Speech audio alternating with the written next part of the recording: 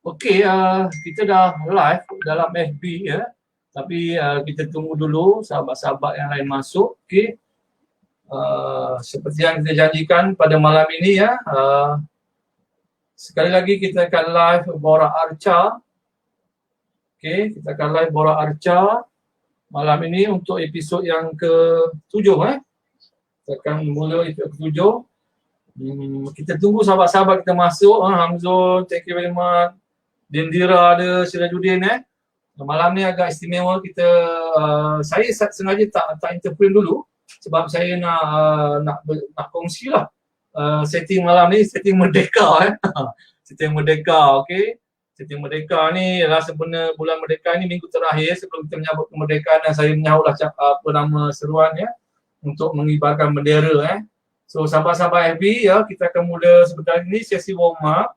So seperti biasa minta tolong kawan-kawan like and share supaya kita dapat lagi panggil beberapa rakan-rakan di luar sana yang mungkin terlupa ataupun yang memang sedang menunggu-nunggu lah untuk kita bermula Okay, sahabat-sahabat FB malam ni kita akan ada 3 orang panel yang akan membicarakan tentang yang tajuk tu Bora Arca episod 7 Arca dan instalasi Maka saya ada menjemput beberapa orang. Kalau kita tengok kan dalam kita punya poster tu, Cik Nur Azizan Rahman Paiman, Cik Falizal Wadi dan juga Liu So mereka ni tengah dalam bilik konti masing-masing lah. Tunggu saya panggil saja.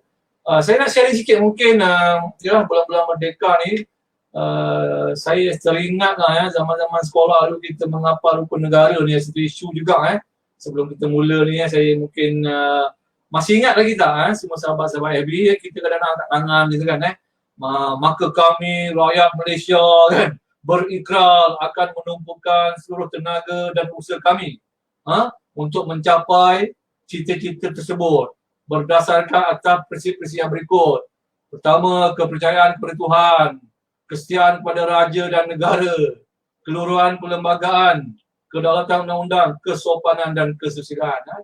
Zaman-zaman dulu kat sekolah tiap-tiap pagi kita baca benda tu lah sehingga kita hafal. Saya umur dah 56 ni, 56 belum 65, hafal baik-baik prinsip rukun negara. Kenapa saya nyatakan begitu sebab yalah zaman-zaman ni musim nak untuk kemerdekaan ni. Okey, sahabat-sahabat semua mungkin kita boleh panggil lagi sahabat-sahabat lain, boleh like and share kan supaya kita dapat memulakan kita punya ni lah bicara Sekejap saya cuba tengok ni, saya punya ni, sekejap nak tengok saya nak dapatkan live sini supaya saya dapat tengok screen. Okey, sahabat-sahabat, kita tunggu sikit lagi, seminit lagi ada saya selalu ada dia punya penyertaan yang ramai masuk tu baru saya mulalah So yang ini ni saya tunggu sebentar. Okey, Razif dari Sarawak. Terima kasih Aziz ada, Razi ada, Malina Rashid ramai juga ni. Tolong like and share kan supaya kita dapat panggil kawan-kawan yang lain Kita menunggu lagi beberapa saat, beberapa second untuk menjemput kawan-kawan yang masuk dalam kita punya live FB pada malam ni episod ke-7 Bora Arca 7 Arca dan instalasi. Malam ni tak tengok apa sebenarnya instalasi ni kan.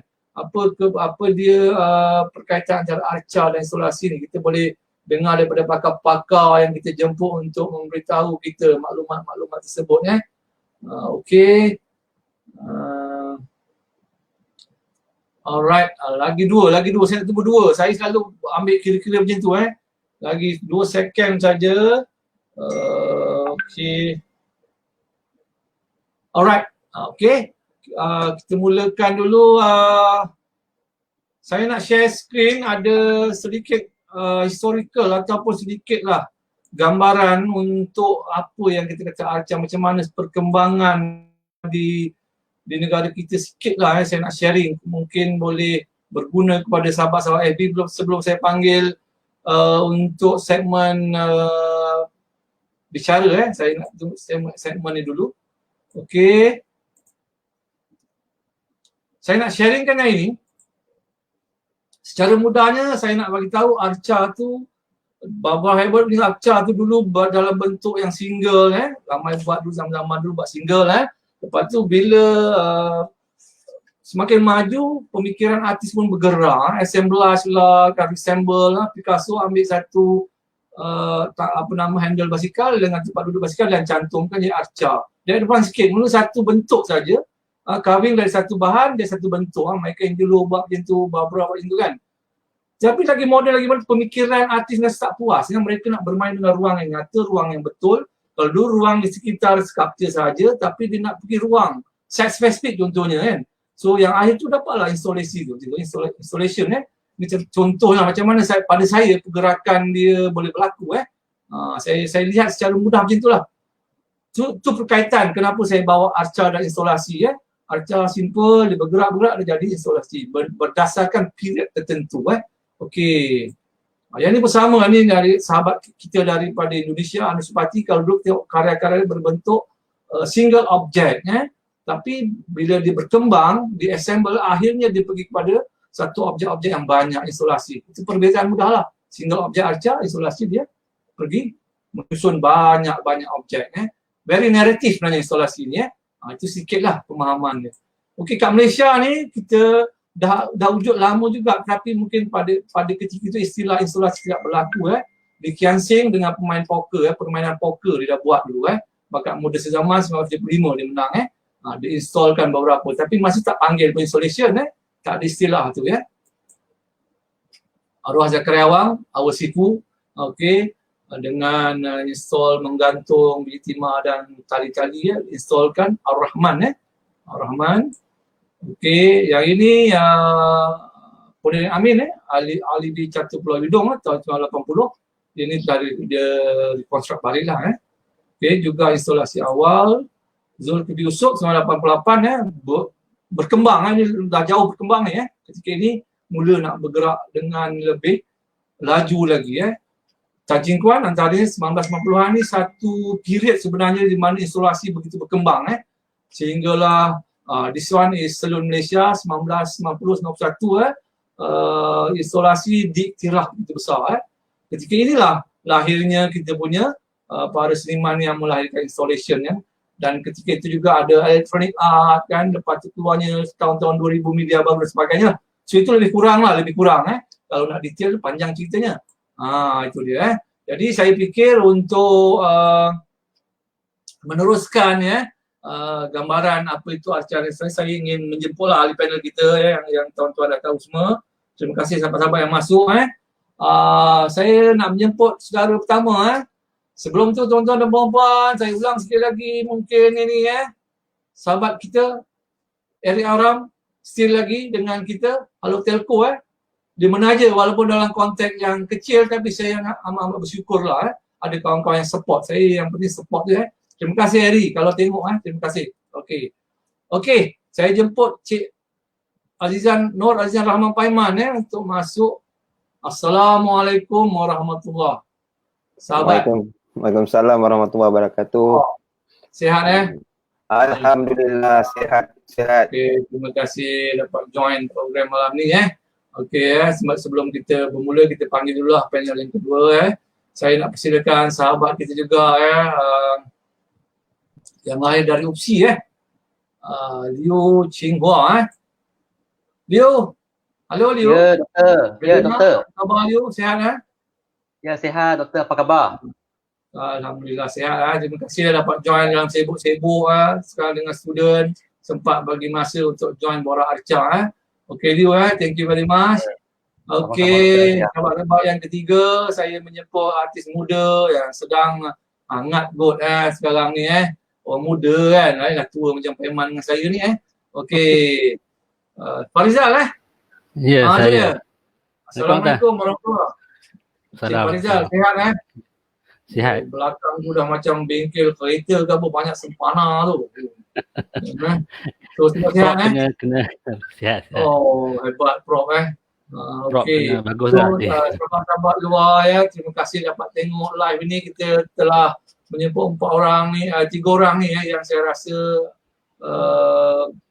bersesuaian lah untuk memperkatakan. Malam ni jangan susah, kita tak cerita yang tinggi-tinggi sangat, kita nak sharing sahaja kan, nak sharing apa pengalaman kita, kenapa kita buat isolasi, bagaimana prosesnya, apa idea dan sebagainya. So very simple, dalam masa sejam ni kita sharing-sharing supaya kita lebih kawan-kawan di luar, saya sendiri lebih faham apa benda yang kita lakukan selama ni lah So okay tak ada masalah, kita boleh mula. Saya ingat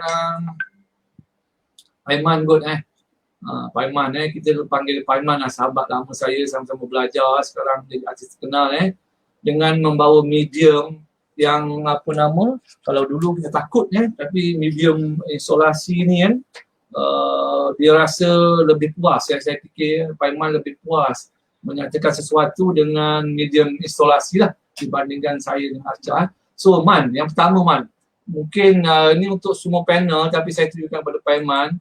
Saya nak angkat ni itu je, very simple. Sebab kadang-kadang kat luar sana tu tak perasan ataupun ramai yang tertanya apa itu instalasi, what is the installation, berdasarkan pengalaman Cik Paiman sendiri kan, berdasarkan kerja-kerja isolasi yang telah dilakukan, apalah pengertian isolasi bagi Cik Paiman. Silakan Cik Paiman kalau boleh sharing dengan kami. Bismillahirrahmanirrahim. Assalamualaikum pada rakan-rakan sekalian dan salam sejahtera pada yang lain.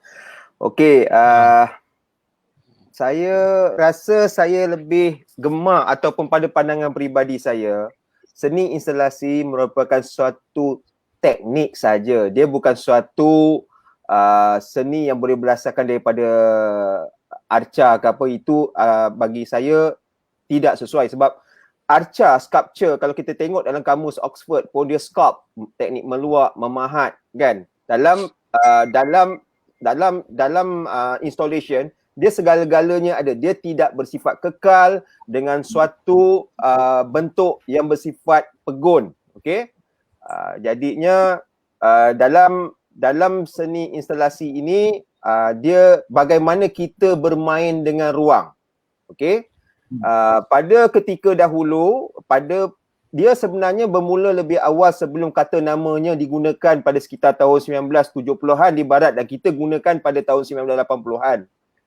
Yang mana jejak pertama adalah masa kesan Perang Dunia, masa Perang Dunia Pertama, di mana artis dah tidak ada material untuk membuat karya, timbullah Zara dengan Dadais. Okey, manifesto yang berlaku di suatu kafe di mana dia cakap karya-karya yang bersifat apa benda yang boleh digunakan untuk digunakan untuk menterjemahkan keadaan ketika itu, suasana perang, sosial dan juga kesan-kesan ekonomi yang agak merudum pada ketika itu. Dan selepas itu jadilah daripada itu dia bergerak pada lain. Tetapi kebanyakan dia ni kalau kita melihat daripada modern art lah kononnya, sebenarnya bila modern art ni kebanyakannya loya buruk terjadi. How the definition of sculpture, bagaimana beyond sculpture kan. Bagi saya itu semua adalah satu benda yang perlu, the gap of knowledge, tapi bagi saya itu adalah perkara-perkara yang melibatkan loya buruk kan. Jadi pada loya buruk itu diangkat menjadi siapa ideologi itu hendak disambut. Kan, jadi bila ada sambut jadilah dia menjadi satu ideologi yang bersifat mempunyai pengaruh. Kan, simple as that. Jadinya pada pandangan saya seni instalasi ini berlaku disebabkan juga kesan perang. Okey, selepas Perang Dunia Kedua, di mana rakyat protes di Amerika dengan kulit hitam punya masalah ekonomi, dengan Woodstock Festival, itu adalah kesan-kesan daripada seni instalasi. Jadi seni instalasi telah digunakan kaedah itu untuk protes. Begitu juga dekat Malaysia dengan pasca dengan ceritanya masa reformasi, bagaimana suatu bentuk demonstrasi itu terjadi daripada benda yang kecil tiba-tiba rapat menjadi besar di dalam satu demo. Macam mana orang daripada Tengku Abdul Rahman boleh bertemu dengan Dataran Merdeka, boleh bertemu dekat stadium. Itu adalah kesan-kesan daripada penggunaan teknik-teknik seni instalasi.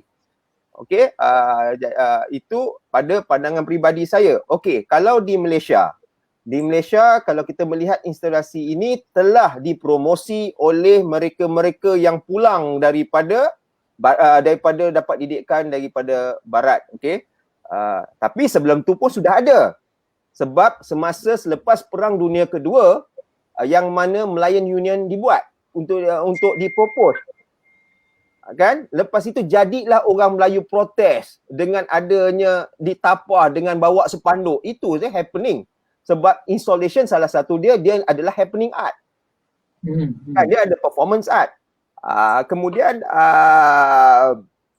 dalam tahun 70-an berlakulah Lee Kian Sing bawa kita melihat dia membawa satu benda tu dan dipromosi. Dan lepas itu jadinya Kongres Kebudayaan.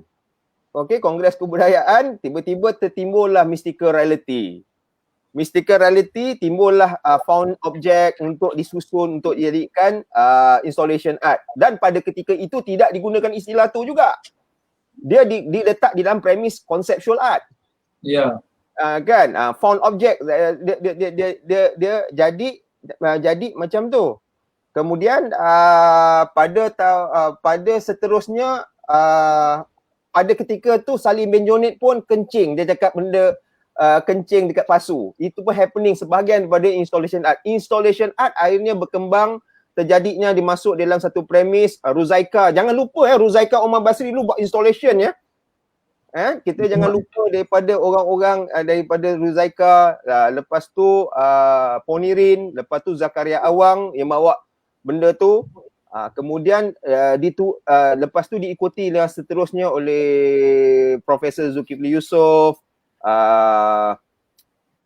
dan yang lain. Tetapi installation ni agak menarik dan juga kita terlepas pandang karya Tan Ching Kuan.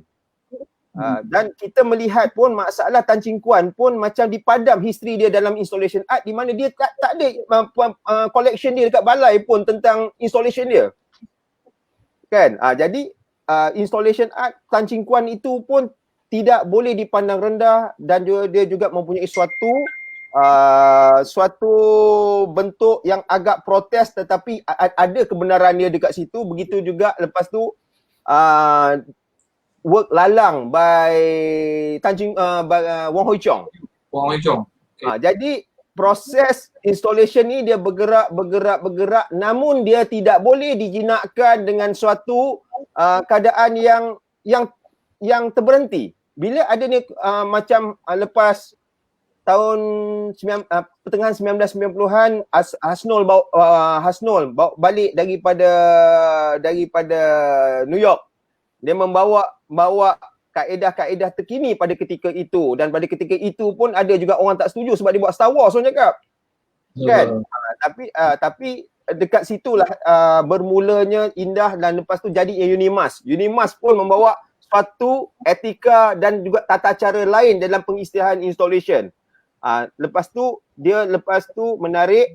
Kemudian adanya kapal terbang murah AirAsia pada sekitar hujung 1990-an, di mana kebanyakan artis pergi ke Indonesia. Di sanalah mereka artis-artis muda melihat bagaimana keadaan karya-karya sana dibawa lenggok tata cara karya-karya begitu di sini.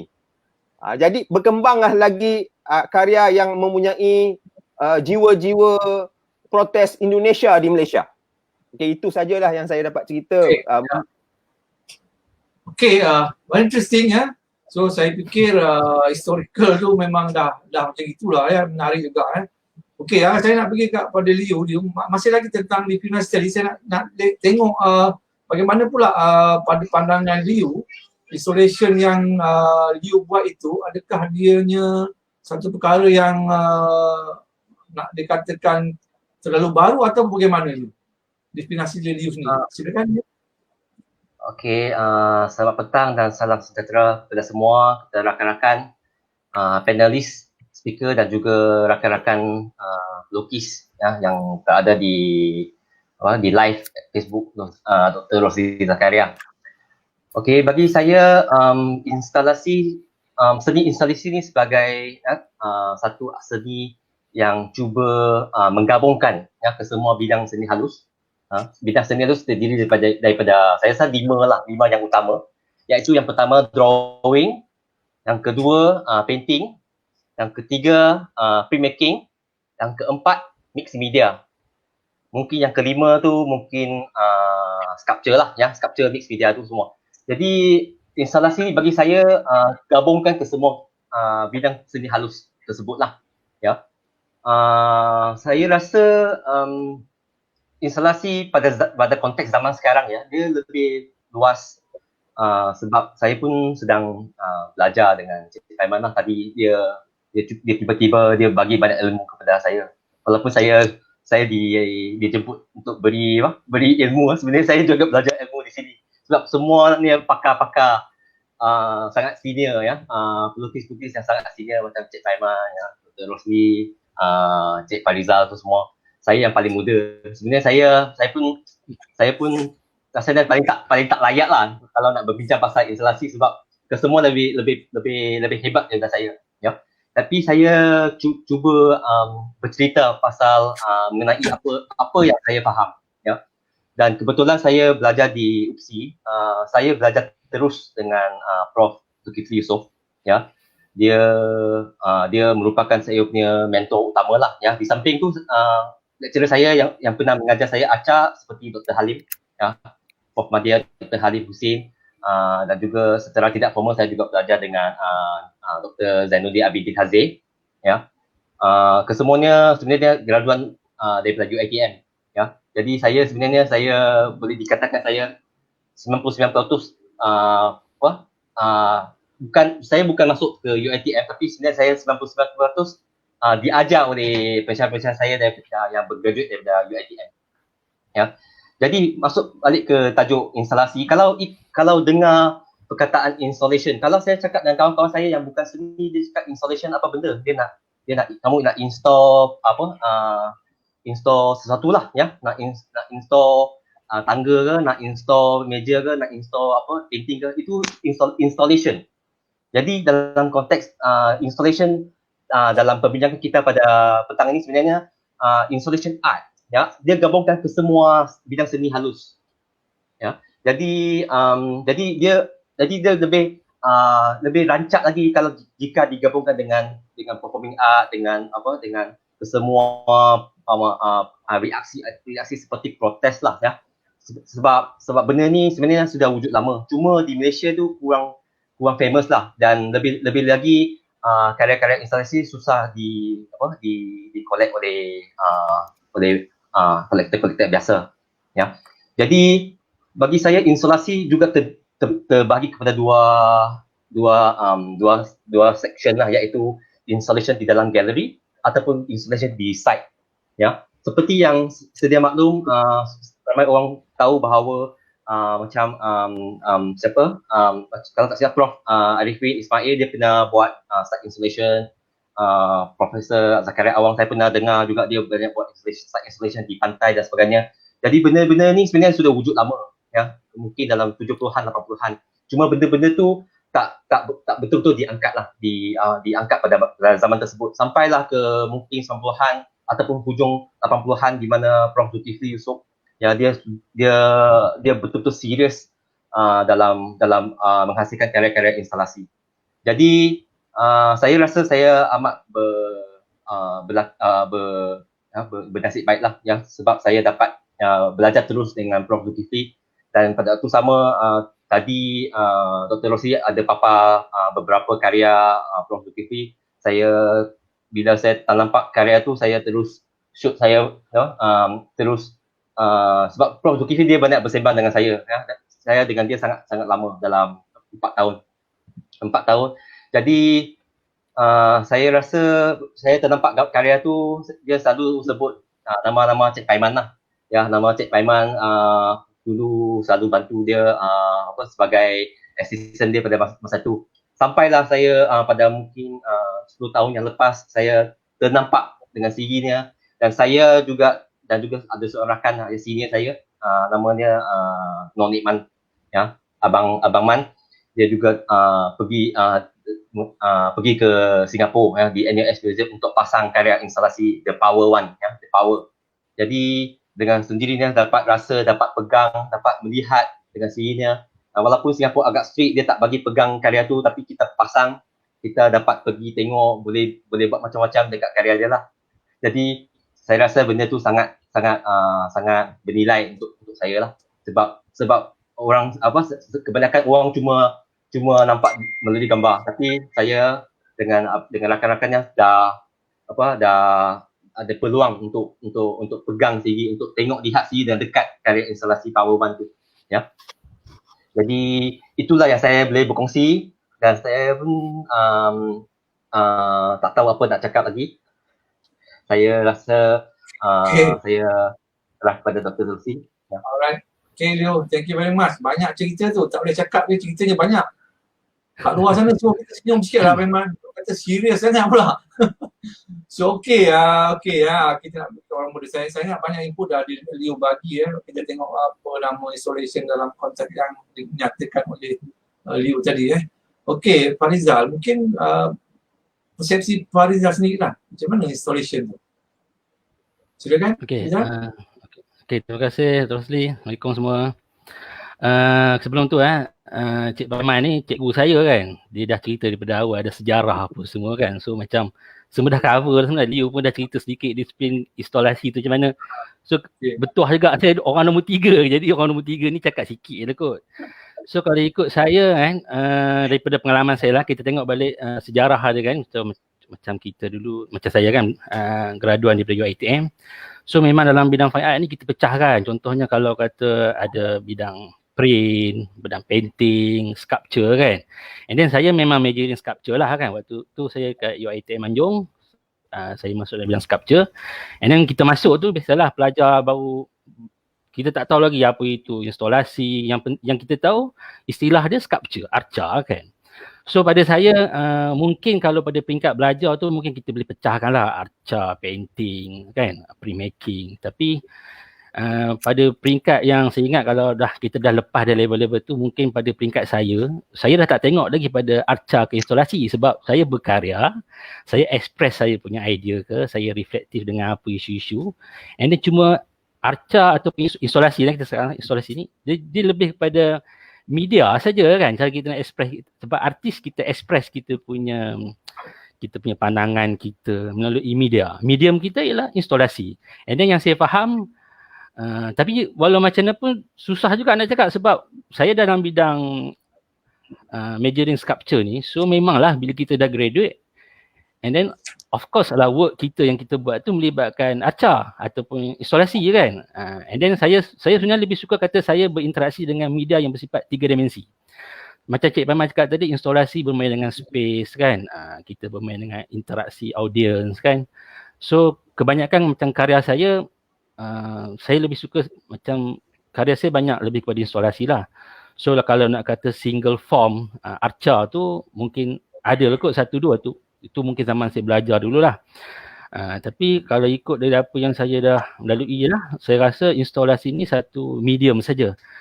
Cumanya kalau kita nak faham lebih lanjut apa itu perbezaan arca, instalasi, kena masuk kelas sejarah lagi kot. Kena tengok balik buku, baca ke macam mana kan.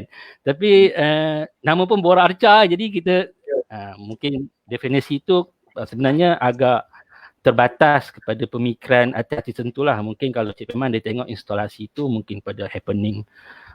So sebab dalam art semua boleh jadi kan. So tak ada yang betul atau salah. Cumanya kita raikan. Kalau definisi yang diberikan arca tu mungkin instalasi tu mungkin berbeza dengan definisi yang dah termaktub dalam buku ke apa. Tapi pada saya tak ada masalah, sebab kita melaungkan slogan pasca moden lah. And then sekarang ni ada satu aliran yang berbentuk metamodernism kan, post pasca modernism. So itu satu persoalan yang asalnya kita akan terperangkap dengan istilah instalasi tu. Itu sajalah kot pandangan saya. Okay, very interesting kita pun tengok dalam chat kita tu banyak dah pertanyaan yang diorang tanya Cuma saya lihat ketiga-tiga panel ni seronok lah sebenarnya mengekspreskan sesuatu itu mungkin lebih bermakna dengan installation tu sebenarnya. Kan kalau dalam painting kita nak cerita sesuatu naratif ni, kita boleh gambarkan setiap image tu kan. Tapi kalau arca single saja form, nak cerita semua benda tak boleh kan. Mungkin kaedah instalasi itu lebih bermakna dengan menggabungkan beberapa hal, beberapa subjek, dan subjek itu juga diberi makna baru pula ya. So saya fikir ini satu kelebihan instalasi yang ketiga-tiga panel lihat, satu medium yang mereka gunakan untuk lahirkan ekspresi mereka lah, melahirkan idea-idea ataupun pesanan-pesanan ataupun kritikan-kritikan yang ingin disampaikan dengan medium instalasi itu mungkin lebih bermakna atau lebih kehadapan jika dibandingkan dengan single form arca dalam konteks yang konvensional. Itu yang mungkin saya dapat rasakan dari percakapan ataupun sedikit huraian dari Cik Paiman, Cik Liu dan Cik Farizal ya. Okey, baik macam ni. Kita tak nak pergi jauh-jauh. Saya nak berbalik kepada yang kedua ni. Sebelum saya angkat beberapa soalan dari luar, boleh tak kita saya balik kepada Cik Paiman. Mungkin saya Aku je. boleh tak Man, cerita sikit proses biasa lah yang kau buat kan ketika nak buat suatu instalasi kan. Contohnya mungkin yang di Bank Negara ke yang terbaru dan sebagainya. Mungkin sebab kita tahu juga dah tahu tadi instalasi ni gabung-gabung, tapi macam mana cara nak buat? Macam mana idea dapat? Mungkin Cik Paiman boleh ceritakan dari mula idenya sampai lah penghasilkan karya. Kan mungkin di samping saya boleh tunjukkan beberapa slide lah yang kita dah sediakan. Silakan Cik Paiman. Okey, pada mulanya sebenarnya kita cerita pada art school dululah. Okey. Okay. Saya ni sebenarnya bila masuk art school, saya telah ditrain oleh, bagi saya bukan second hand oleh kebanyakannya pakar-pakar dalam karya, dalam membentuk karya, kan? Jadi saya pada semester pertama dahulu fundamental dia dengan Tajali, dengan Cik Jai, Wan Ahmad, Joseph Tan. Jadi itu adalah perkara pertama yang dapat. Okey. Dan yang kedua, pada semester kedua Zulkifli Yusof balik dan saya pun mulalah membantu dia untuk membuat-buat karya dia, kan. Kemudian masuk ke jabatan, jabatan saya masuk such as Profesor Arifin Ismail, Haji Zakaria Awang, Fauzan Omar, kan. Jangan lupa walaupun Fauzan Omar tu dia mengajar painting dan drawing, tetapi tanda-tanda yang dibagi dalam dealing with material itu banyak membantu saya dalam untuk membentuk karya walaupun dia mengajar painting.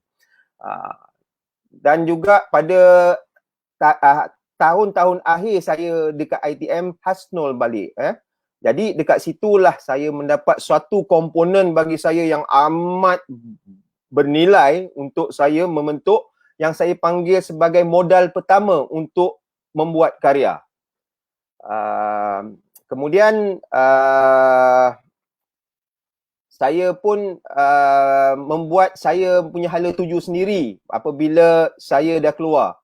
Dan kebanyakan orang pada ketika itu sibuk dengan nak studio. Saya daripada dulu saya tak percaya dengan studio. Sebab apa? Saya bukanlah orang yang bereksperimen di dalam studio. Saya sebenarnya studio saya, bagi saya mudah saja. Saya gunakan studio adalah akal. Yang mana kalau Allah SWT switch off akal kita, kita tak boleh berfikir. Jadi studio kita mati. Dah tak ada studio kita. Jadi membuat karya pun saya suka juga dengan pendekatan saya. Apabila jiwa saya terganggu baru saya buat karya. Jadi kebanyakan karya saya yang saya buat bila jiwa saya terganggu. Saya adalah makan gaji. Makan gaji saya adalah seorang cikgu lah yang perlu duduk amanah kerja saya, perkara yang pertama. Tetapi dalam itu buat kepala saya berjalan. Dan selalu saya menjanjikan orang bila nak masuk show, ada work. Okey boleh, tapi masa tu baru saya fikir apa jiwa saya terganggu yang boleh melihat dia sebagai suatu intipati pemula bagi saya untuk berfikir. Jadi kebanyakan karya-karya saya apabila saya buat adalah bermula dengan konteks. Okey. Jadi sebagai contoh kita tengoklah pada karya terbaru, bukan tahun 2019 yang mana saya telah dijemput oleh Bank Negara untuk membuat karya installation. Okey. Yang lain tu adalah dia dari saya daripada Ice Cream Malaysia saya buat, daripada dia macam-macam, tetapi saya ngambil yang ni lah sebagai contoh. Karya Bank Negara ni dia bagi, kalau saya tak silap saya, tajuk dia warisan mengundi wawasan. Dan saya cakap sebenarnya apa benda saya nak buat, tak tahu. Dia orang pun tak boleh nak bagi saya satu jawapan. Akhirnya saya cakap okey, tak apalah, saya pergi tengok space kan. Okey, saya pergi tengok space. Bila saya tengok space, saya melawat space dia, saya sebenarnya saya dah lama tak pergi Bank Negara. Saya ingatkan juga galeri dia tu dekat building dulu lah, betul-betul kat main Bank Negara, tetapi dia ada suatu building yang cantik. Jadi bila saya tengok space, saya ada satu space tu saya terpegun melihat. Saya terpegun melihat sebab space tu dia ada natural light. Kemudian pula saya nampak dia waktu pagi cahaya dia lain, waktu tengah hari cahaya dia lain, waktu maghrib pun cahaya dia lain, dan waktu hujan dia mempunyai sebab dia ada cermin dia jadi ni hujan tu mengalir, dia ada tekstur-tekstur yang berada di dinding dan mengalir. Dia agak menarik bagi saya. Akhir sekali saya cakap saya nak ambil space ni. Tapi bila mengambil space tu, saya balik pun saya fikir apa benda. Saya tengok ini konteks Bank Negara. Bank Negara, kemudian saya cakap bank adalah ekonomi lah kan. Ia adalah nadi untuk kita menggerakkan sistem kewangan negara. Jadi saya pun duduk, saya cakap aku nak sekolahkan diri aku. Jadi kan dia sekarang tanda dia senang, aku nak menyekolahkan diri aku. Jadi itu saja tanda pemula saya. Akhir sekali saya recall data apa benda yang saya melihat keliling saya. Isteri saya ada space dekat Lumut, yang mana kita ada komiti, art komiti, tadi sastra, yang suka sastra, yang suka music eksperimen, kebanyakan ada dekat Lumut tu. Jadi pada tiap-tiap hari saya pergi kat sana, saya ada nampak selambak dekat sekolah ACS Lumut, yang mana sekolah bantuan separuh daripada kerajaan yang telah dibina oleh peniaga-peniaga Cina untuk anak dia mendapat didikan dalam sukatan mata pelajaran sukatan Inggeris. Okey. Jadi dekat situlah saya nampak ada banyak meja, ada apa. Jadi saya dengan sekolah. Saya cakap dengan dia, ini sekolah mana nak lupus. Kemudian nak lupus. Jadi saya cakap saya nak beli. Dan saya beli meja-meja tu. Daripada situ saya nampak kat situ tanda kat situ, dan saya cerita pula saya melihat tanda dekat meja cikgu sekolah tu, dia ada tanda donation by old school boys 1969. Daripada situ punya tanda itulah ekonomi yang saya jejak sampailah membentuknya kerajaan baru yang menjatuhkan kerajaan yang lama selama beberapa tahun. Jadi dekat situ saja saya nampak cerita dia.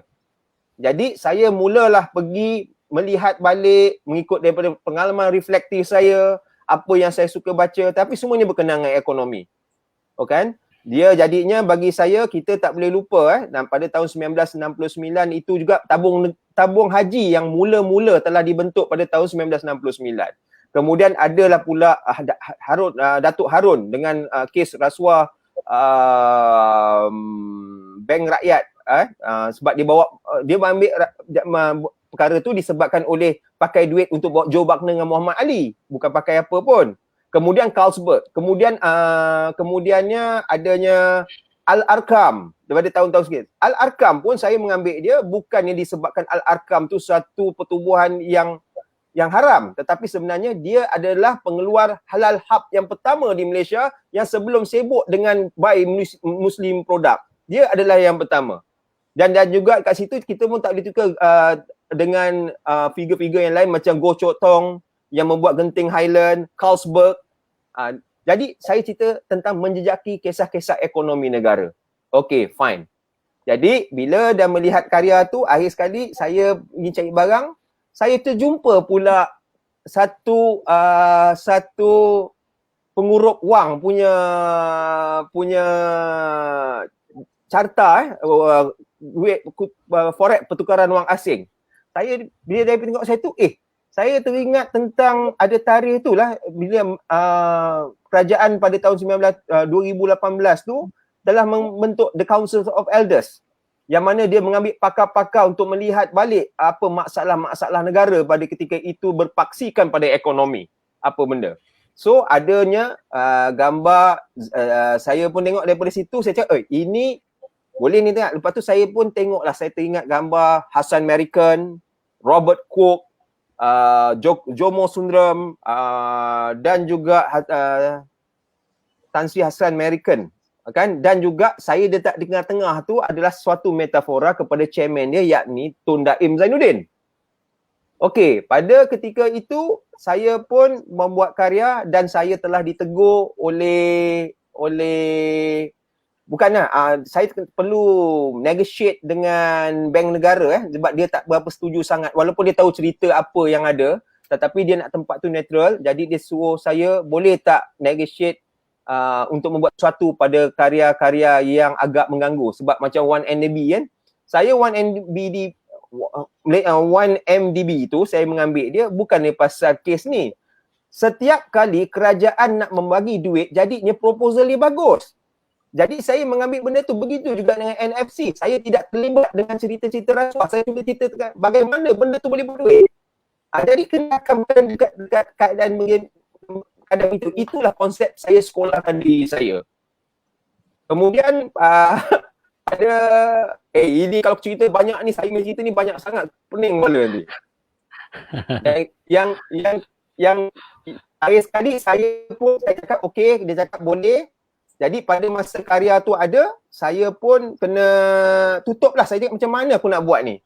Akhir sekali saya suka satu tanda yang mana red tape. Red tape ni adalah suatu tanda yang dipanggil amalan birokrasi yang terlampau. Jadi saya pun tutup pakai red tape. Dan itu dia sulit. Memang sulit bagi saya nak cerita sebab saya masuk rumah orang. Premis rumah orang, saya kena hormat. Saya tak nak jadi kurang hajar dekat situ. Jadi saya jiwa santun orang Melayu, jadi saya pun ikutlah. Okay, fine. Tetapi bila itulah mula-mula sekali kalau nak boleh nampak gambar tu semuanya ada. Tetapi bila lagi 24 jam saya rasa saya telah diarahkan untuk membuat sesuatu pada karya tu sebab diorang tak nak muka-muka tu nampak. Saya pun agak kecewa dan marah dan juga saya pun cuba nak jadi berdegil. Akhir sekali saya meletakkan diri saya ni sebagai seorang ayah yang melihat bagaimana anak dia kena marah pada orang tertentu sedangkan itu bukannya salah dia. Jadinya akhirnya saya akur, tetapi bagaimana saya nak buat karya tu? Akhir sekali saya mengingat pengalaman reflektif saya menguruskan jenazah arwah bapa mentua saya. Jadi proses mengikat kain kapan, saya menggunakan 3 lapis kain yang mana konteks itu pun sebenarnya adalah seperti reflektif pengalaman saya yang menguruskan jenazah arwah bapa mentua saya. Jadi saya pun mengikat benda itu mengikut keadaan begitu. Jadi akhir sekali karya tu pun bukan saya nak mengundang kontroversi, tetapi akhir sekali saya perlu membuat karya tu begitu agar kalau saya turunkan karya tu, okey, ini cerita tentang istilah installation karya-karya tu akan nampak longgar andai kata saya turunkan 4 dan tinggalkan 1. Jadi saya perlu buat sesuatu, saya perlu ikat, dan salah satu saya suka work Kristo. Jadi bila ikat tu mengingat orang mati dan kedua mengingat teknik Kristo. Kan? Jadi akhir sekali karya itu jadi suatu karya saya menggunakan konteks Bank Negara itu sendiri pemula untuk saya buat karya. Dan yang kedua, saya rasa saya nak buat karya tu di kapal Lorek untuk membuatkan suatu show untuk bagi student-student boleh dialog, this is what is happening at found object work whatever. So saya buat dekat sana.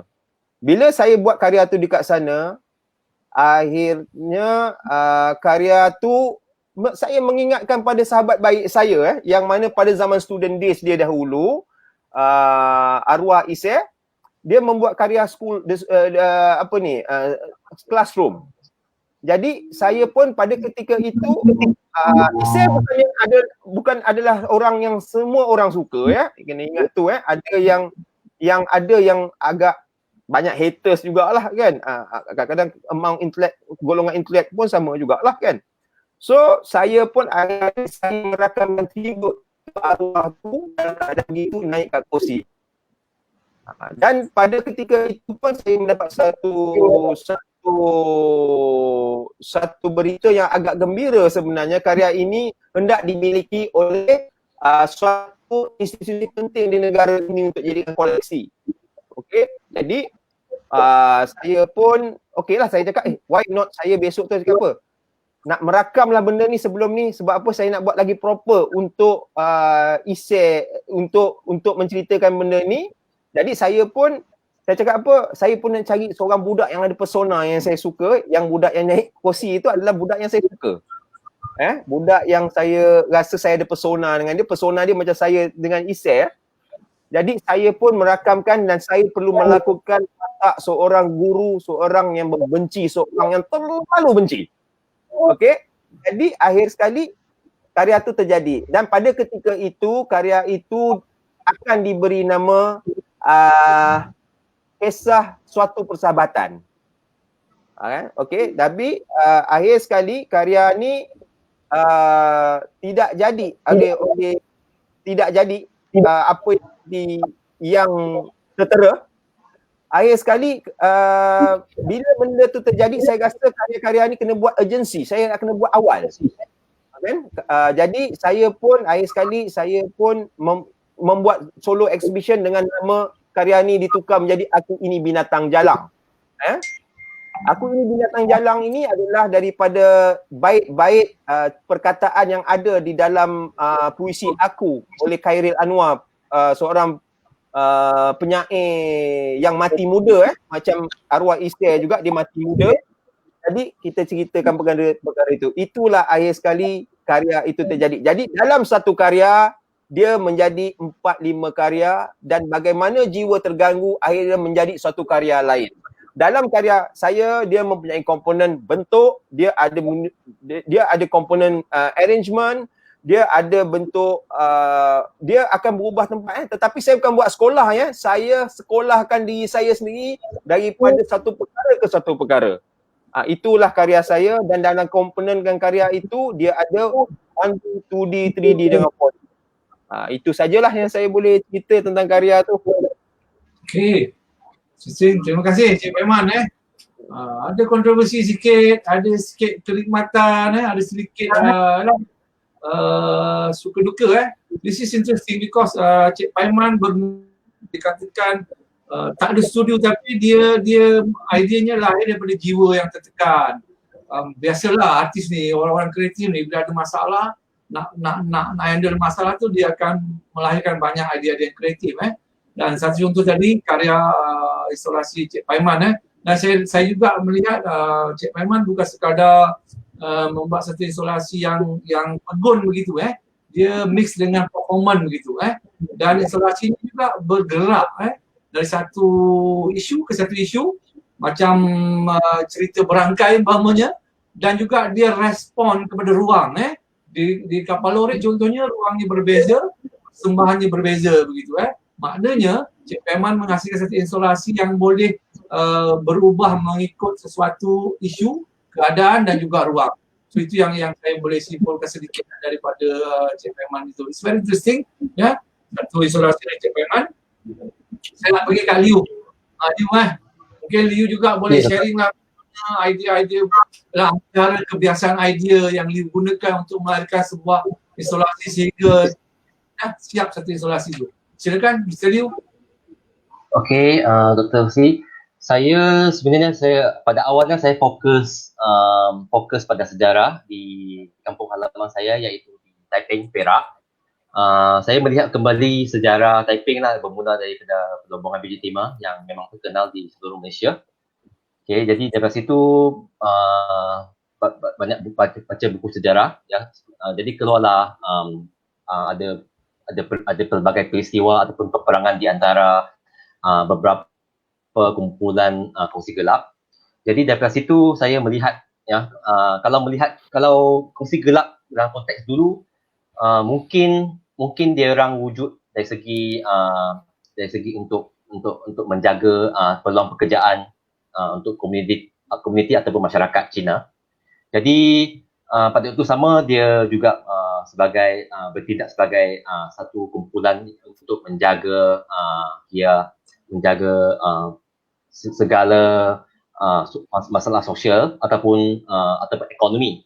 Jadi dari situ saya melihat jadi saya cuba ketengahkan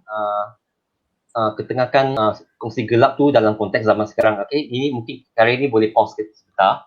Okey, jadi saya cuba terbawa-bawa untuk menonjolkan lagi kongsi gelap dalam konteks zaman sekarang. Jadi harus punyai seperti berada dalam keadaan yang gelap, ya,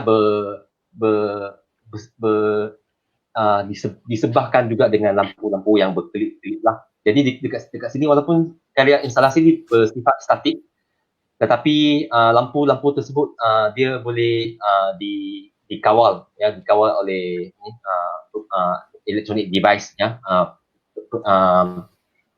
perisian elektronik. Jadi di sini saya cuba gunakan pelbagai teknik ataupun teknik assemblage, teknik printmaking dengan menggunakan bahan UV light ataupun cat yang berunsurkan fluorescent. Jadi saya cuba ketengahkan kaligrafi yang berada di tengah-tengah sebenarnya perkataan keluarga Kapitan Choo Keng Kwee, ya, yang kapitan yang pertama yang ramai orang tak tahu. Jadi saya cuba ketengahkan keluarga beliau, ya, dan sebagai satu simbol kekuatan ataupun simbol kehebatan lah, ya, pada kegemilangan pada zaman dulu. Jadi di sebelah kiri ada kalung ataupun mahkota British ataupun English. Jadi untuk melambangkan ada pada zaman tersebut ada campur tangan British pada zaman tu. Pada waktu sama di sebelah kanan ada sebenarnya ada seekor naga yang menunjukkan kemewahan, mempunyai status yang sangat tinggi, ya. Jadi benda-benda ikon ni saya cuba adakan dalam karya saya lah, ya.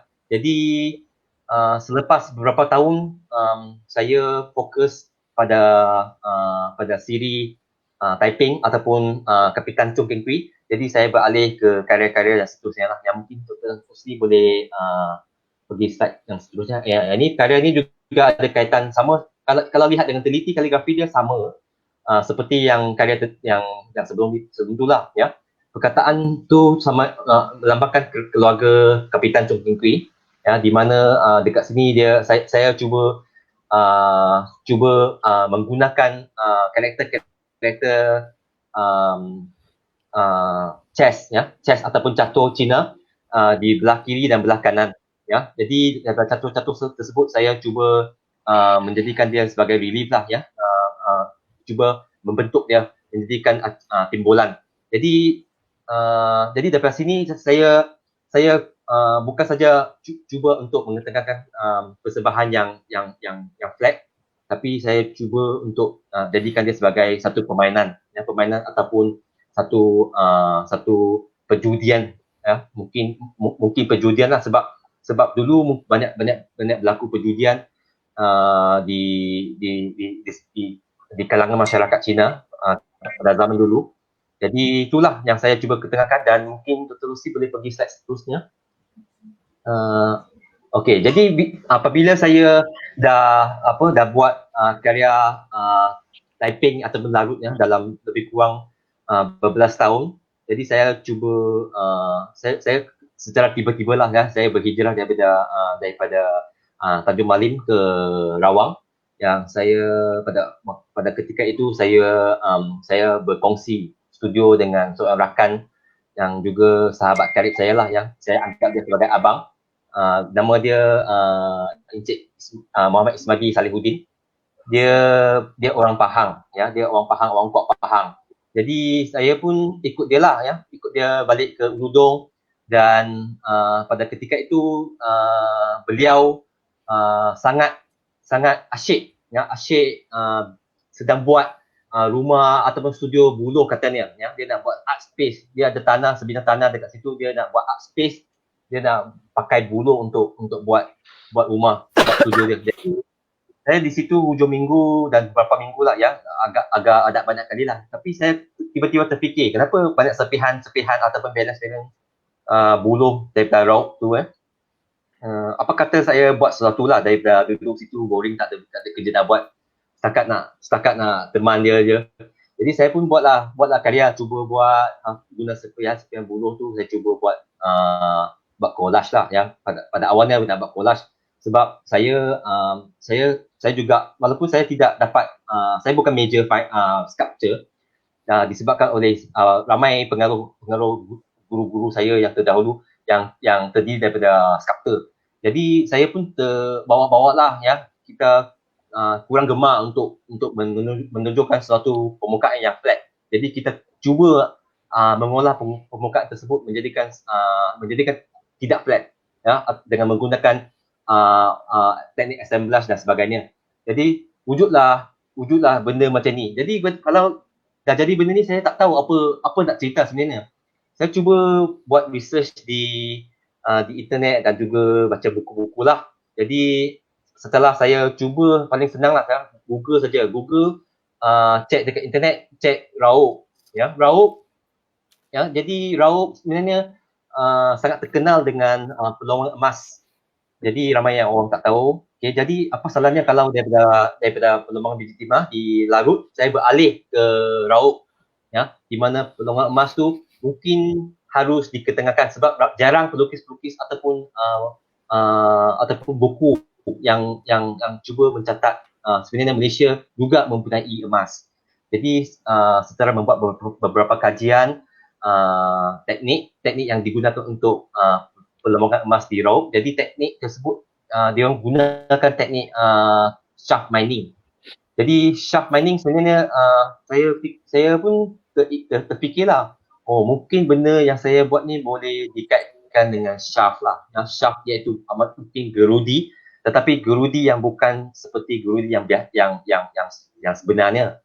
Mungkin gerudi ni gerudi yang saya cipta lah ya. Saya cuba menggunakan buluh daripada raup dan cuba membuatkan gerudi di mana lebih lagi mungkin gerudi ni boleh membawa maksud membawa atau mengeluarkan hasil bumi daripada tanah keluar. Jadi saya cuba wujudkan shaft yang seperti yang terpapar di dalam skrin ni lah ya. Shaft ni shaft yang paling besar. Jadi shaft ni sebenarnya 9 kaki.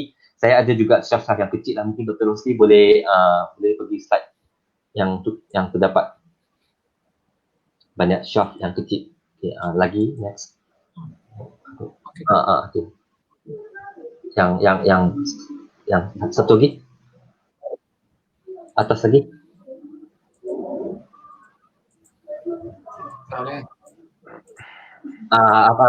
First kali.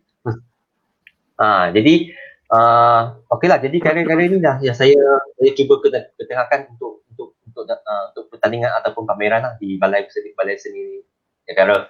Jadi untuk memberikan persembahan yang lebih menjurus kepada perlawanan emas, saya cuba gunakan gold leaf ya untuk lekat pada permukaan buluh. Ya, jadi sebenarnya ramai orang salah anggap di mana benda-benda saya buat macam seolah-olah besi. Sebenarnya tidak. Sebenarnya adalah buluh. Saya gunakan buluh sajalah, buluh dengan gold leaf.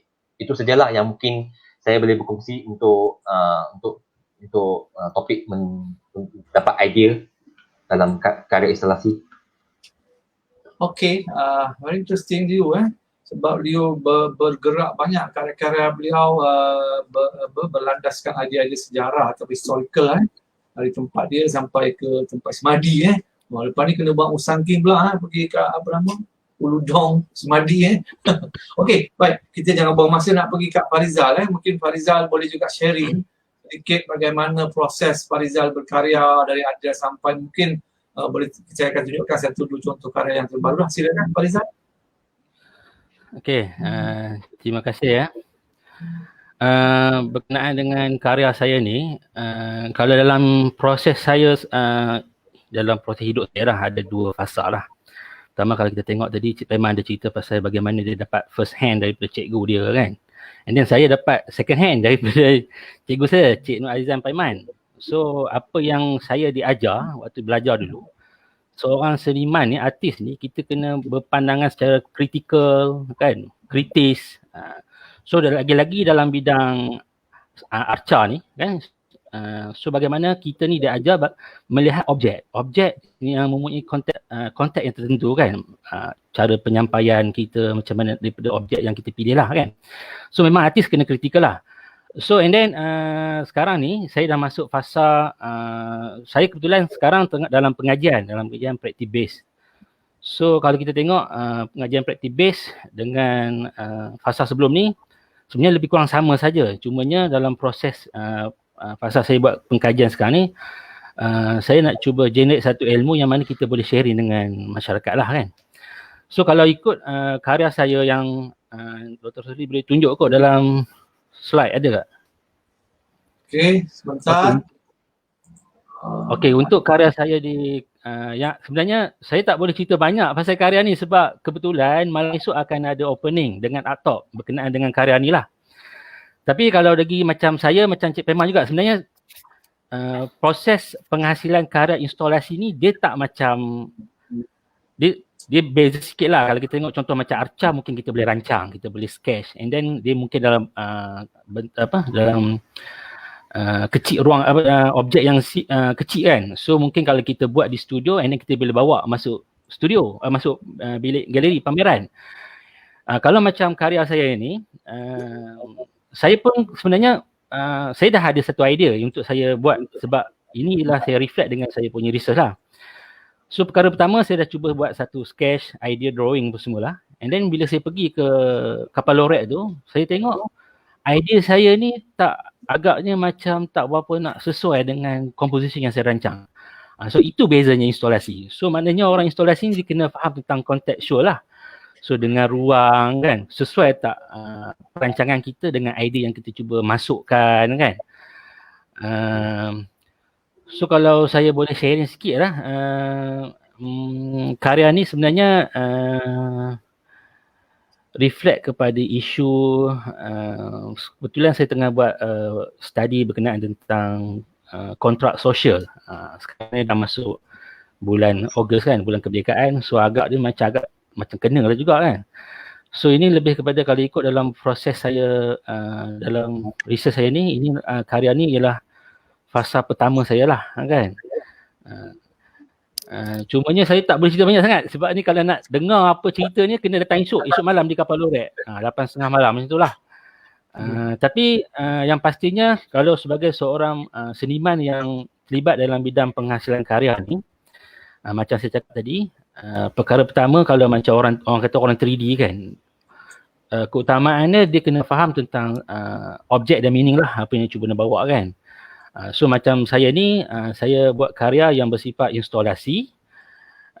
Satu saja, walaupun kalau tengok dalam galeri tu dia ada lebih kurang tiga bahagian, tapi 3 bahagian tu mewakili satu lah, sebenarnya satu je.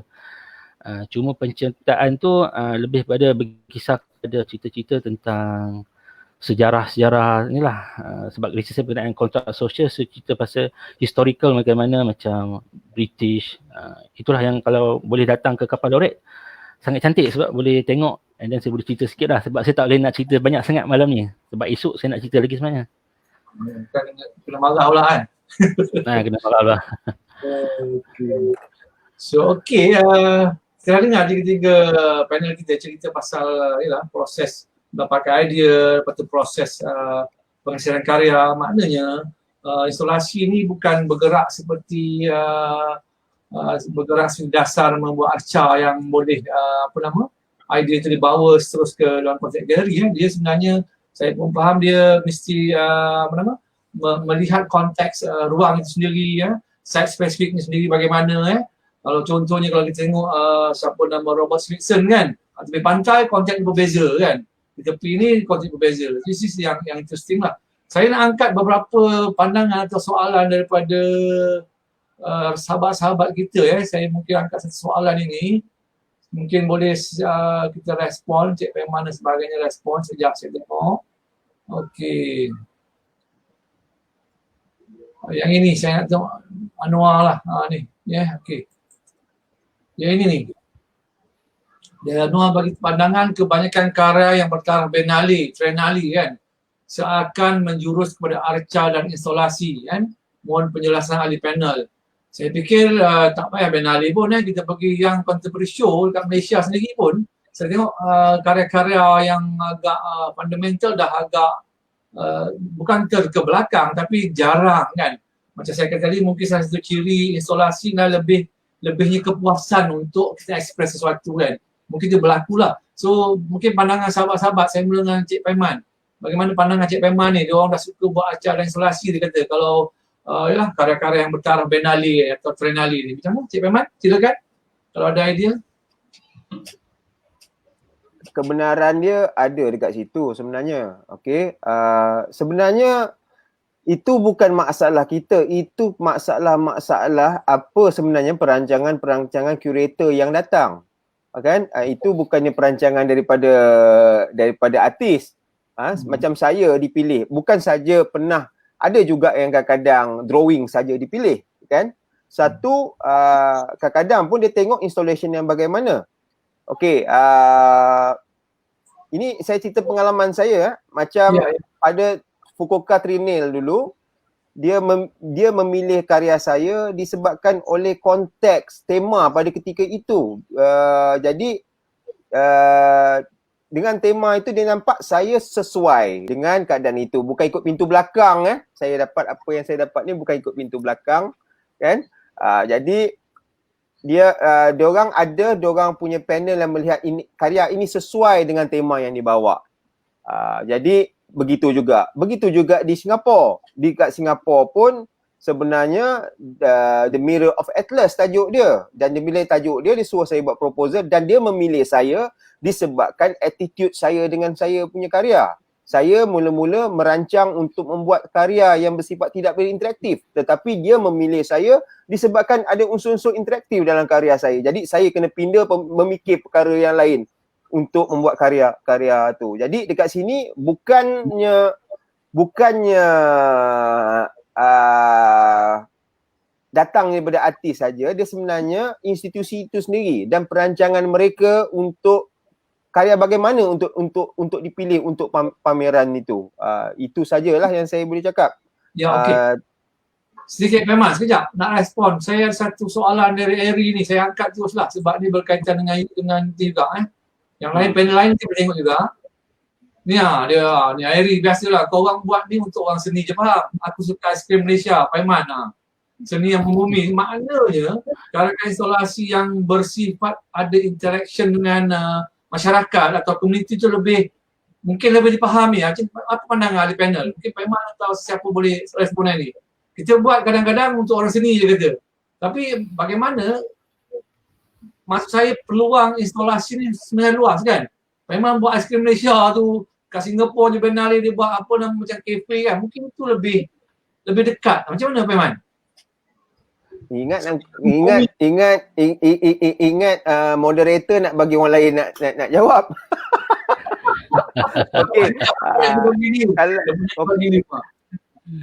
Okey. Okey.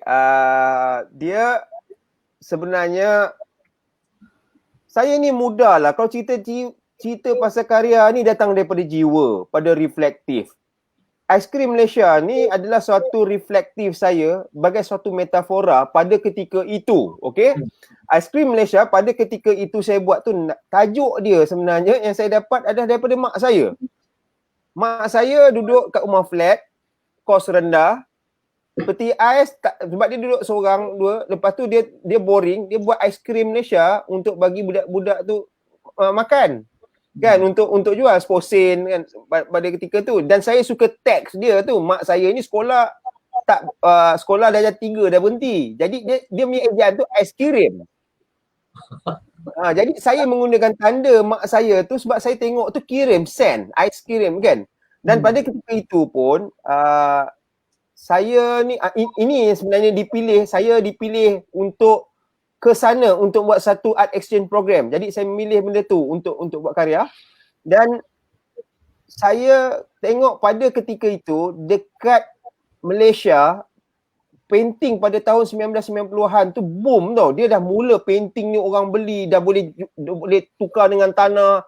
Dan satu tahap artis pun dia faham dah. Kalau karya ni aku letak warna merah, ada orang tentu akan letak tepi tokong. Warna sebab warna merah.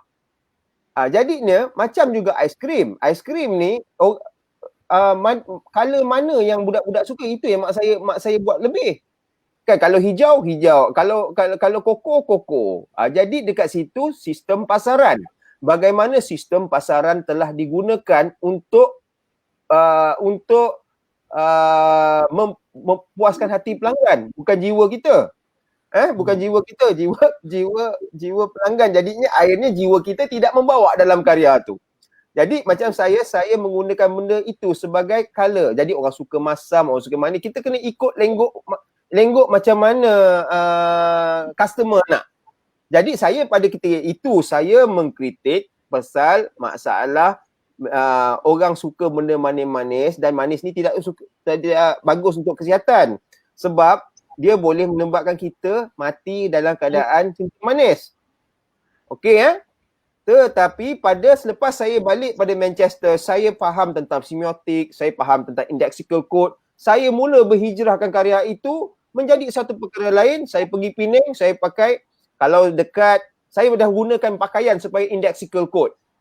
Kan? Bukan saja saya dapat orang tengok aiskrim, tetapi dia indexical code. Saya tahu, saya nak orang rapat dengan saya dekat jeti Sultan Abdul Halim dekat Penang. Saya gunakan seluar denim lusso jeans dengan baju t-shirt. Dia mewakili saya sebagai working class. Jadi orang pun senang nak dekat dengan saya, nak ambil. Dan yang kedua, saya pergi pula dekat Padang Kota Lama. Saya gunakan balangkon, saya gunakan seluar batik, saya pun dekat tengah orang-orang biasa kan. Dan budak-budak semua datang, orang tua bagi, dan perancangan seperti orang kebiasaan. Okey? Jadi sebab saya dekat situ saya menggunakan context space. Kenapa saya pakai balangkon? Kenapa saya pakai Jawa dekat sana? Sebab dulu Padang Kota tu satu port yang mana orang-orang kita pergi ke Mekah ikut daripada situ kapal dia. Dan lepas tu ketiga ke Gurney Drive. Gurney Drive adalah satu tempat yang mana saya nak pergi tepi hotel. Saya pakai taksido. Saya dekat kotak tu saya dah letak lagu-lagu klasikal, muzik klasikal daripada Mozart, Chopin. Jadi saya pergi tepi hotel pun orang tak tahan saya, guard tak tahan saya. Jadi saya adalah indexical code pada ketika itu, saya seorang elitis. Walaupun saya jual aiskrim, saya punya baju, nampak saya pakai taksido, tidak ada siapa yang tahan saya. Kan? Jadi saya pun senang masuk dalam premis sebab saya pakai pun nampak golongan-golongan orang-orang yang berada. Kan? Okey. Kemudian saya pergi dekat Batu Peringgi pula. Saya jadi beach boy. Saya gunakan bandana, saya pakai baju Hawaii, saya pakai seluar pendek. Dia jadi lain. Jadi aiskrim Malaysia tu dia bertukar dia punya situasi pada ketika itu. Dan bila saya dapat dekat astagfirullahaladzim. Okey. First KL Bin Ali nak buat, jadinya saya pun buat kat situ, barulah saya boleh ambil duit. Saya cuma ambil duit sikit aja sebab projek-projek lain saya tak boleh minta duit dengan orang. Kan saya kena bagi free. Tapi kat premis balai tu boleh. Jadi dalam premis balai saya buat karya tu dan tiba-tiba orang bagi saya RM5, 10 sen, RM10. Tapi saya tak nak duit lebih pada RM10. Saya tak nak. Ada yang bagi, dia macam-macam, color macam-macam kan. Dan tiba-tiba Leong Tian Shih cakap dia tak ada duit. Dia tak ada duit tapi dia nak. Tapi cakap kau bagi apa? Dia bagi saya sebatang rokok. Okey, jadi dekat situ saya dah berfikir tentang sistem barter trade balik. Dan benda itu saya bawa balik untuk dekat PAC, Putar Alam Cafe dekat Singapura. Dekat Singapura, orang saya menjadi perantara tetapi dia kena upah kat saya tapi saya tak nak ambil duit. Dia bagi macam-macam. Saya dapat pad, saya dapat earring, saya dapat macam-macam saya dapat. Kan? Akhir sekali itulah progres karya daripada Aiskrim Malaysia. Jadi saya percaya sebenarnya jiwa saya begitu. Saya bukan memaksa diri saya supaya saya menjadi begitu. Saya melihat aku boleh buat sebab itu adalah proses pengalaman kehidupan saya, dan umur saya 8 tahun saya pernah jadi jual baju kanak-kanak dari satu rumah ke satu rumah flat masa ketika itu bapa saya tengah sakit. Jadi proses kehidupan saya tu telah saya garapkan bila saya ada pengalaman reflektif tu, dan bagaimana saya gunakan pengalaman reflektif itu untuk menterjemahkan benda tu. Dan saya membuat terjemahkan tu saya tidak paksa. Saya tak ada paksa pada ketika itu aku nak buat satu benda elemen kejutan. Tidak ada. Saya cuma sekadar perkara itu pernah aku lakukan pada ketika 30 tahun yang lepas, tapi aku buat benda lain. Itu saja. Okay, it's very interesting. Maknanya apa yang Eri ingin sampaikan tu betul lah. Maknanya kerja-kerja yang lekat dengan masyarakat tu lebih senang dipahami lah. Okay, mungkin Liu boleh sikit respon Liu. Bagaimana kalau isolasi tu dia ada elemen interaktif dengan komuniti? Macam projek-projek isolasi tu sepatutnya ataupun ke arah yang mana satu yang lebih bermakna? Adakah ia dalam lingkungan sesama kita ataupun keluar dari masyarakat, macam memang buat aiskrim mungkin kan? Tapi macam itu banyak kadang-kadang bersifat walaupun isolasi tapi bersifat kontaknya galeri kan? Why not bawa isolasi turun keluar ke sawah padi contohnya kan, ke mana-mana. So apa pandangan Liu yang tadi? Saya rasa saya sangat setuju dengan poin Cik Paiman, di mana apa jenis karya ataupun apa jenis bentuk yang kita nak buat, yang sebagai pelukis nak buat, harus bergantung pada arahan ataupun persetujuan daripada kurator ataupun penganjur. Jadi kalau penganjur ingin kita buat sesuatu yang ada berunsur interaktif seperti, okay Liu, kamu cuba buat live mural, tapi kita nak buat cepat-cepat habis ya, kita buat tapi ramai pengunjung di belakang tengok kamu lukis macam mana. Jadi itu mungkin salah satu performing ataupun membuat suatu live mural, tapi tak nak siap cepat-cepat, nak bagi audience tengok proses dia. Jadi benda tu juga saya rasa penting. Ya, jadi patah balik ke soalan Eri Arham. Jadi apa pentingnya suatu karya instalasi tu mampu berinteraktif dengan komuniti ataupun masyarakat, itu sangat penting. Jadi macam apa kita lihat situasi dan juga keadaan di mana sama ada galeri yang kita nak buat itu mampu untuk jadi tatapan mereka yang mahu melihat proses pengkaryaan ataupun melihat performing art yang terdapat dalam karya instalasi ataupun di luar galeri. Jadi benda tu saya rasa bagi saya bebas. Ya, saya bebas dan saya boleh mengadaptasi segala benda ataupun kehendak daripada pihak galeri ataupun curator. Jadi saya rasa tak ada masalah. Jadi saya nak jawab lagi satu soalan berkenaan dengan biennale ataupun triennale. Kenapa karya instalasi saja yang diketengahkan, di mana ni painting ataupun drawing? Okey, jadi benda pameran yang sebesar tu ataupun festival lah ya, festival seni yang sangat besar iaitu biennale ataupun triennale, sebenarnya penganjur ataupun curator dia nakkan sesuatu, mungkin dia nak impact ataupun satu benda yang besar.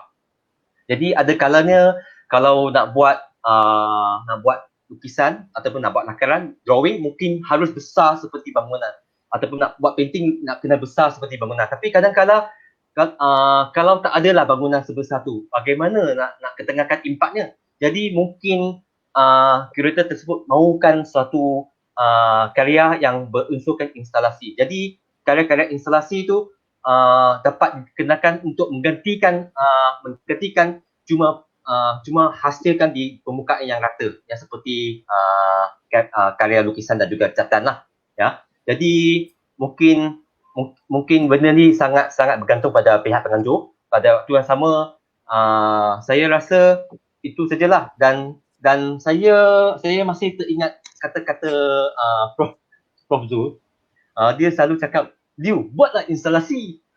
Jadi benda ni selalu terfikir, buatlah instalasi. Jadi saya pun buatlah instalasi. Jadi apa nak jadi, jadilah kan. Tapi dia sangat disiplin lah. Dia cuba cuba nak bukan mengawal lah, tapi dia cuba bagi pelbagai nasihat dari segi bentuk, dari segi penyusunan dan sebagainya. Jadi saya dapat belajar dari situ lah. Jadi benda-benda tu saya rasa sangat basic lah, sangat basic. Jadi macam Cik Paiman dia dah pergi lebih jauh, dan saya rasa kali ini kali yang kedua lah kita pernah berbicara. Sebelum tu kita pernah berbicara di Balai Seni Negara sebelum adanya KL Biennale. Jadi kali ini kali kedua. Jadi setiap kali saya belajar dengan Cik Paiman, saya rasa baguslah ya. Dan pada waktu sama kali ini ada Cik Fariza ya, mungkin pada waktu sama kita boleh berkongsi idea lah ya. Itulah Dr. Rosli. Apa nak cakap lagi? Interesting. Ni Fariza lah. Kita pergi kat Fariza pula. Mungkin 2-3 isu tadi tu tentang bagaimana instalasi tu bersama dengan komuniti kan. Kenapa orang Biennale tak yang tu. So macam mana pandangan Cik Fariza sebelum kita pergi yang lain sikit?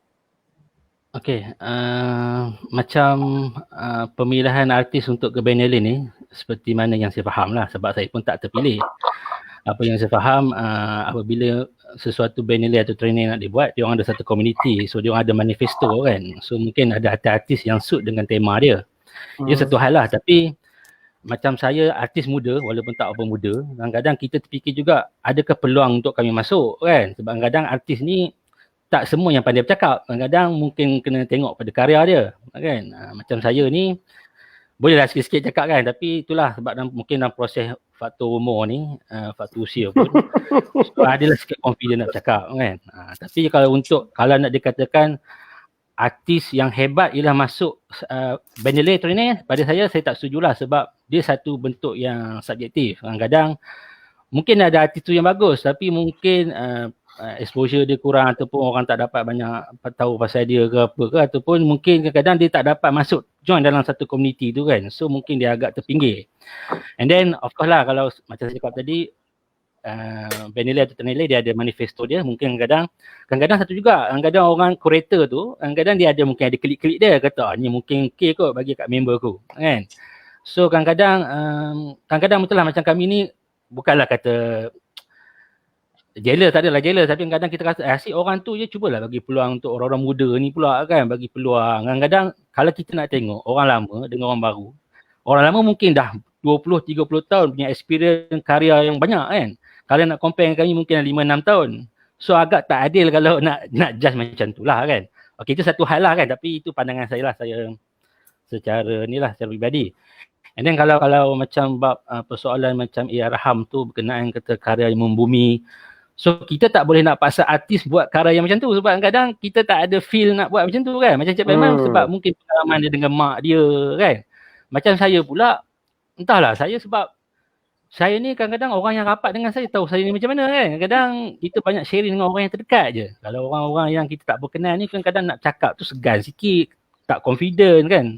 Tapi pada saya kalau nak kata macam konteks saya lah, saya nampak kalau macam bagaimana kalau kita nampak art ni untuk diperkembangkan untuk bagi orang lebih tahu. So mungkin cara ni salah satu cara lah, platform yang Dr. Rosli buat ni, Borak Arca kan. So walaupun kalau kita sembang benda-benda ni, sebenarnya kalau kita sembang mana-mana art talk pun, benda yang sama aja, kita pusing-pusing benda yang sama aja kan. Cuma macam mana orang luar nak tahu apa yang kita bincang kan. So mungkin pada saya nampak saya sebagai pendidik dan pada masa sama saya sedang buat research, mungkin saya boleh gunakan saya punya kajian saya lah, sebab sebagai seorang artis, practitioner, researcher kan. So of course bila kita buat satu research, kita kena dokumen kan, mengikut disiplin research kan. So kadang-kadang kita keluarkan dalam jurnal, kadang-kadang benda tu, kadang-kadang orang artis ni, dia kata orang akademik ni kenapa tak buat work yang macam ni, kita kena pandangan macam ni, kritis macam ni, critical macam ni. Sebenarnya ada dalam jurnal. Tapi itulah sebab kadang-kadang kita tak dapat access jurnal tu macam mana kan. Sebab dalam jurnal, ilmu tu lebih banyak kat situ. Cuma kadang-kadang mungkinlah sebab orang kata academician ni tak banyak berkarya. Tapi tak juga. Macam saya, walaupun saya tak dapat sangat nak join masuk yang geng-geng yang selalu aktif ni, tapi saya cuba jugalah slot in mana-mana yang saya boleh masuk kan. Cumanya peluang yang Dr. Rosli bagi ni pada saya satu peluang yang baik untuk saya jugalah untuk kita sharing kan. Pada saya pengalaman seseorang artis tu berbeza lah. Macam Cik Paiman of course lah, saya nak cakap pun tak boleh lah sebab dia dah memang cikgu saya. apa yang dia cakap tu, itulah saya belajar waktu saya belajar kat dengan dia dulu kat UiTM tu. So saya pun berterima kasih juga dapat cikgu-cikgu yang macam ni, sebab dia membuka pelajar-pelajar dia pemikiran secara kreatif. Sebab kadang-kadang bukanlah nak kata apa, kadang saya ni, sebab saya dah lama dengan Cik Paiman ni, belajar sampai ke tolong dia berkarya, tolong dia buat artwork apa semua, and then sebenarnya ilmu tu input dapat ke situ. So sebenarnya pada macam saya bab kata Ilham tadi, kalau karya membumi tu bab kata Cik Iman lah. So kalau kita buat karya tu dengan perasaan kita love benda tu, of course yang keluar tu jujur daripada kita, and then penerimaan masyarakat lebih suka macam tu daripada satu benda tu dibuat-buat. Itu je kot pandangan saya. Okay, this is very interesting ni pandangan Faizal selaku orang muda kan, you melihat dalam aspek tu. Saya ingat saya tak nak komen lagi, kita punya masa pun dah melewati waktu yang kita tu. Cuma saya nak respon sikit dari Tapa. Siapa nama? Faizal, orang panggil Tapa ke apa? Ayalah nama saya tu sebenarnya. Tapa, tolong ulas sikit Arca dalam meta-modernis dan beyond postmodern. Ini ni Ikram ada satu episod nanti saya akan bawa macam mana Arca ni boleh ke depan lagi Yang tu mungkin boleh kita bicara dalam episod seterusnya lah. Saya bawa orang-orang tertentu juga Tapi untuk sahabat-sahabat yang bagi komen, bagi pertanyaan ni, saya ucapkan banyak-banyak terima kasih lah sebab nak angkat semua takut sempat. Saya semua harap nanti ahli panel boleh respon through chat lah. Nanti boleh tengok chat masing-masing, boleh respon itulah. Untuk live ni mungkin Eri Ahram bagi 1 jam je, dia kata aku punya telefon ni jangan lama-lama, dia kata ini saya nak bagi rumusan je. 1 minit, 2 minit seorang untuk rumusan. Inilah rumusan yang you dah cakap tadi. Rumusan Cik Paiman dulu. 1 minit atau 2 minit rumusan. Bagi orang lain dululah, saya last pula lagi ni. Aliu. Cik Frizal dulu lah. Cik Frizal. Saya pula. Aliu, bagi sikit rumusan lah. Kita bincang sikit malam ni. Apa sebelum kita tutup. Nak tutup dah ni. Aliu. Sila Aliu. Saya? Ya. Okay. Saya rasa sebagai seorang seniman, kita harus teruskan berkarya, walau apa jua informasi yang kita dapat daripada sama ada dalam buku ataupun jurnal ataupun surat khabar. Sebenarnya benda tu berbantu. Sebagai seorang seniman, dia harus cepat dari segi tangkapnya ikonografi ataupun visual-visual tersebut dan diolah ke dalam sebuah karya seni lah. Jadi karya seni tu boleh terbahagi kepada sama ada dalam bentuk flat 2D ataupun 3D. Jadi saya rasa harus seimbang lah dari segi konten dan juga bentuk. Jadi kedua-dua kena seimbang. Jadi kalau artis yang dia banyak sangat ilmiah ataupun banyak sangat dari segi akademia, mungkin sedikit sebenarnya akan ganggu dari segi pemprosesan karya. Jadi saya rasa harus seimbang. Kadang-kadang kita terlampau hasilkan sebuah karya sehingga syok sendiri sampai tak ada hala tuju ataupun tak mengambil kira banyak benda dari segi cerita, dari segi naratif dia, dari segi cerita dia juga tidak menarik. Sebab sebuah karya tu dia kecantikannya bukan dari segi rupanya ataupun dari segi fizikalnya, tetapi juga cantiknya dari dalam isi kandung tersebut. Jadi itulah nasihat ataupun ilmu yang saya ingin berkongsi dengan semua orang, termasuk pelajar-pelajar saya yang ada join kita pada malam ini lah. Jadi kurangkan pemikiran yang sangat kompleks ataupun merumitkan kepala otak sampai tak boleh nak berkarya. Itu cuba hindari, cuba elakkan. Sebab benda buatan ni sebenarnya kena relax, kena enjoy. Ya, kalau tak, kamu stres sangat fikir, kalau tak sanggup nak lukis satu garisan ataupun nak menghasilkan satu garisan, karya tu tetap takkan selesai, takkan sampai penghujungnya. Jadi itulah nasihat saya. Okay, thank you very much Dio. Farizal, bagi Paiman lah Kak. Farizal pula sikit lah nasihat atau rumuskan apa-apa sikit, tolong silakan. Ada nasihat pula. Okay, saya tak layak lah nak cakap nasihat apa ni. Cuma pada saya, karya instalasi ni sebenarnya bukan suatu yang mudah. Walaupun kita nampak, kalau setengah orang kata instalasi ni macam pasang-pasang, tapi sebenarnya kalau kita tengok balik, instalasi ni macam kita bincang tadi, banyak aspek yang kita kena tengok lah, si contextual, ideanya kan. And then pada saya,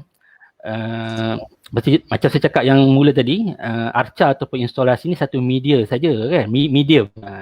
Kalau macam saya, sebab saya sekarang ni kalau ikutkan personally ni, saya tak suka dah nak buat 3D. Kalau boleh saya nak pergi ke bidang drawing, painting.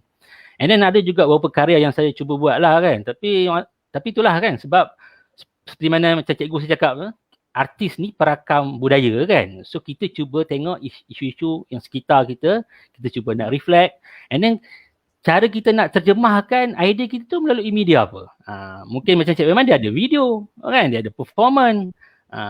Dia istilah instalasi tu hanya media saja kan. Cumanya macam saya cakap tadi lah, kalau kita terikat pada instalasi, mesti keluar buat instalasi, tu satu masalah lah.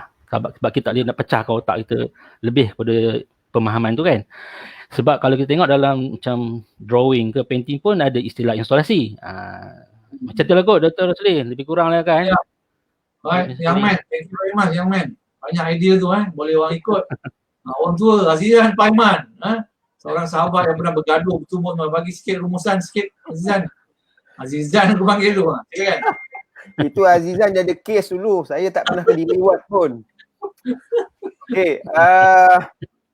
Okay, sebenarnya karya ni kita boleh celebrate whatever daripada apa-apa angle. Kan tidak ada karya yang kata engkau ni sculptor ke? Engkau ni painter ke? No. Sekarang saya tidak percaya.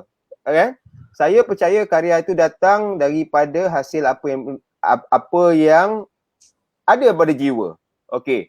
Dia sebagai contoh, kita boleh menilai karya installation ini daripada bentuk yang cantik, susunan yang cantik, technical yang baik, dan juga style bagaimana, adakah style dia style representation, semi abstract ataupun abstract pun boleh.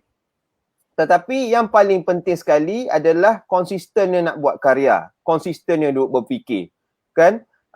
Bagaimana especially orang yang macam saya ni, saya dah 20 tahun mengajar, bagaimana saya tak buat karya banyak, saya tak buat karya banyak. Dalam 1 tahun 1-2 mungkin dalam installation. Tetapi saya adalah seorang yang saya selalu panggil diri saya sebagai backdated reporter, yang mana saya akan merakamkan kembali kisah-kisah lama tetapi mengembangkan suatu konteks yang agak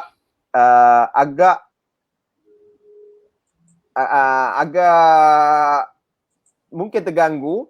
Dan juga saya selalunya akan menggunakan benda tu berubah. Saya tidak ada satu trademark dalam karya saya.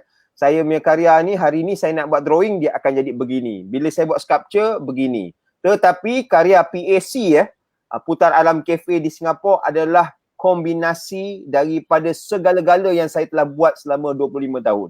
Itulah ada dalam karya PAC. Dia ada drawing, dia ada form, dia ada performance, dia ada dealing with material, dia ada 4D, dia ada video, there is a lot of thing dekat dalam karya yang dalam karya PAC.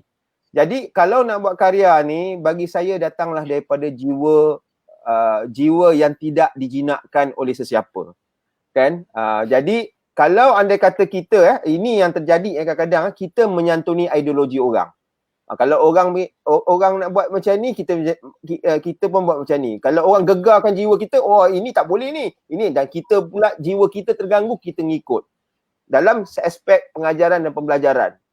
Okey, ini saya cerita Ada kamu nak mengikut daripada nak dapat markah ke, ataupun kamu nak degil pada diri kamu dengan jiwa apa yang kamu buat.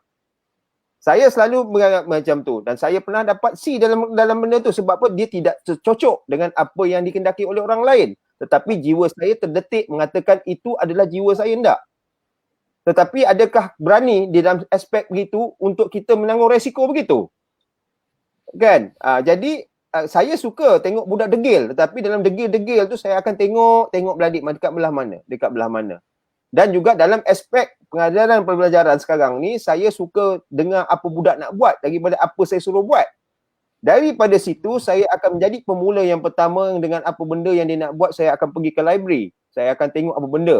Dia ibarat menjumpa seorang doktor sakit, dan doktor yang doktor takkan datang tahu pesakit tu sakit apa, dia nak tahu cerita apa benda. Daripada situ doktor akan melalui pengalaman dia akan pergi ke farmasi untuk mencari ubat apa yang suitable, yang sesuai, dan dia kena test, dan saya kena pergi library dulu untuk melihat apa yang budak tu nak buat. Dan akhirnya saya akan ambil prescription, buku rak mana, ni mana, okey saya suruh dia orang pergi library untuk ambil buku-buku itu. Itu kita melihat kehendak mereka hendak membuat karya ke tidak. Ada separuh dia cerita dia tak boleh nak masuk ke library sebab rambut dia panjang, dia tak nak. Itu dah jadi, dia dah terputus lah, dia tak nak pergi buat kerja. Begitu juga. Jadi karya adalah datang daripada jiwa, daripada jiwa saya akan mendorong, saya suka mendorong budak-budak muda ni buat apa benda.